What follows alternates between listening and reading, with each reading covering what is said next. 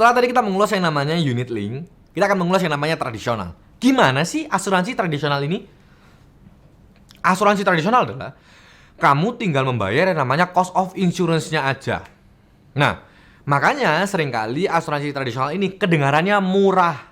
Kalau misalkan usiamu ya muda. Tapi kalau usiamu sudah tua, maka kan kelihatannya mahal banget. Tapi memang itu kenyataannya. Asuransi tradisional dia adalah single, atau namanya ya stand alone. Jadi berdiri sendirian, tidak ada dampingannya siapa-siapa. Gak ada investasi di kanan dan kirinya. Sendirian, stand alone. Nah, maka dari itu cocoknya, ya kan? Loh Sel, aku cocoknya apa ya? Aku enaknya unit link atau tradisional? Nih, saya akan memberitahu jelek dan bagusnya dulu. Samanya seperti aku bilang tadi, kalau enaknya di asuransi unit link, kamu bisa yang namanya cuti premi. Kamu bisa libur dulu. Jadi kamu bisa tuh nggak bayar. Tapi ya pasti nilai investasimu di sini itu akan tergerus, ya kan? Dan ya jangan harap kamu ketika mau tarik nilai tunainya dia, nah kok lebih sedikit, gitu kan? Itu pertama bagusnya. Jadi kamu bisa cuti premi. Kamu bisa mengurangi yang namanya bebanmu dulu. Tapi kalau misalkan bagusnya asuransi tradisional ini apa? Dia akan murah banget, gitu.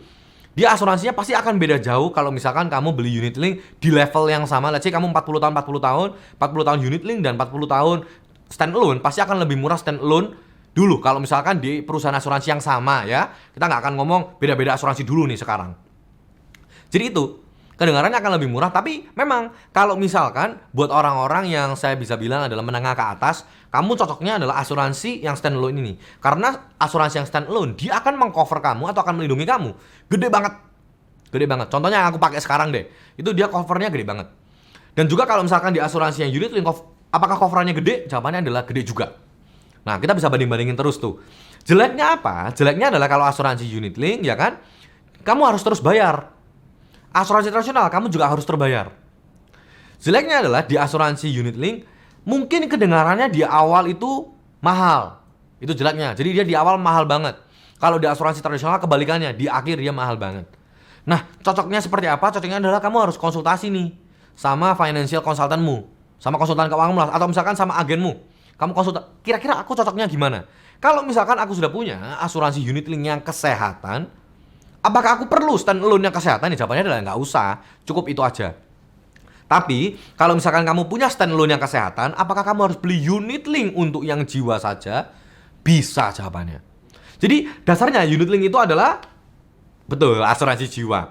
Jadi jangan pernah disamakan, oh unit link ini adalah asuransi kesehatan. Ya unit link ya unit link, dia tuh asuransi jiwa basicnya. Ridersnya atau tambahannya yang nyantol di dia itu asuransi kesehatan.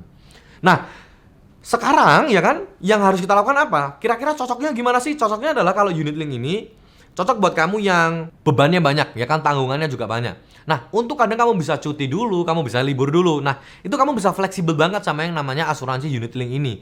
Jadi kamu tidak perlu khawatir dengan yang namanya lapse. Lapse itu apa? Asuransimu expire. Tapi kalau tradisional, kamu mudah sekali untuk yang namanya lapse. Kalau misalkan kamu nggak bisa bayar di tanggal jatuh tempo, ya nanti ada yang namanya grace period atau ya grace period. Kamu tahu kan grace period? Nanti setelah grace period itu habis, maka polismu akan lapse. Tapi kalau misalkan di unit link kamu bisa dapat grace period dulu, kamu bisa tambahin gelas investasinya ya kan untuk menutupi juga membayar yang sama. Udah. Nanti bisa dikurangi pelan-pelan. Jadi itu kira-kira kamu cocok unit link atau tradisional itu akan kembali ke kamu sendiri dan bagaimana financial plannermu ngomong tentang kesehatan keuanganmu. Nah, sampai di situ dulu teman-teman mengenai unit link dan juga tradisional. Buat kamu yang bertanya, kira-kira aku cocoknya BPJS, asuransi kantor, atau asuransi kesehatan? Saya akan bahas di segmen yang kedua setelah ini. Terima kasih.